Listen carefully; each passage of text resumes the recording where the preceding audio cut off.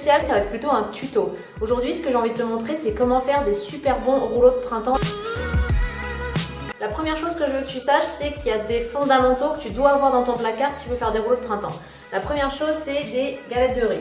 Ça se trouve un peu n'importe où. Et la deuxième chose que tu dois avoir aussi, c'est du vermicelle de riz. Le jour où tu veux faire tes rouleaux, ce qui est vraiment important, c'est d'avance, d'avoir tout préparé et de mettre tous les éléments sur ta table pour que tu puisses mettre rapidement, sans perdre de temps, devoir aller courir dans le frigo, machin, et que tu aies tout sous la main.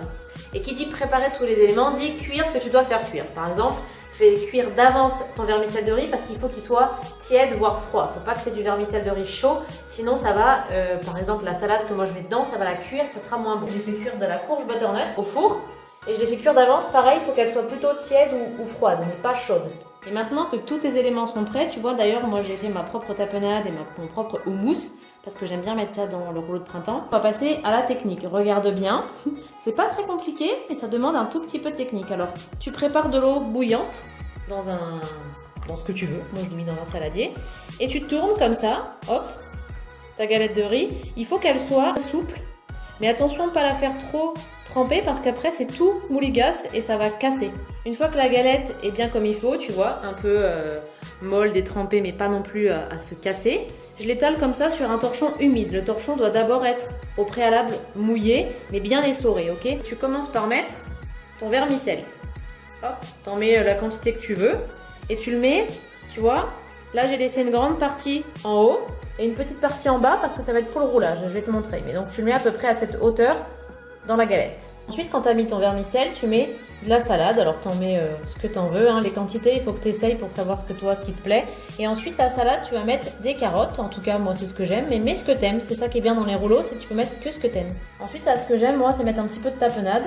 Comme je te disais, ou du houmous. J'aime bien mettre un petit peu une sauce ou un truc crémeux comme ça parce que ça rend le truc un peu plus moelleux. Et enfin, je termine par les légumes que je veux. Comme je te disais, moi, je mets de la courge butternut.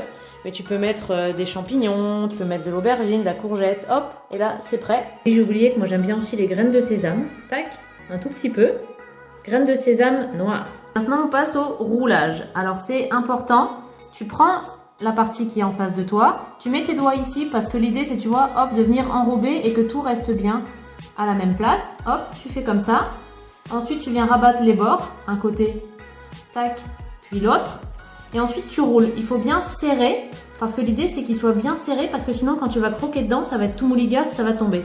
Et tac, voilà. La dernière chose qu'il faut faire pendant que tu vas préparer les autres, c'est qu'il faut bien que tu le mettes, regarde, hop, tac, dans ton torchon humide ou un autre si tu préfères parce que si ça reste pas dans l'humidité, ta galette de riz va durcir. Et voilà, maintenant tu sais comment faire des super rouleaux de printemps. Je te mets dans la barre d'infos la recette, enfin les ingrédients, même si tu vois qu'il n'y a pas beaucoup d'ingrédients. C'est ça qui est super bien avec les rouleaux, c'est que tu peux finir ton frigo, finir tes placards si tu as des choses à finir, des légumes, ce que tu veux, mais ce que tu veux dedans soit inventif.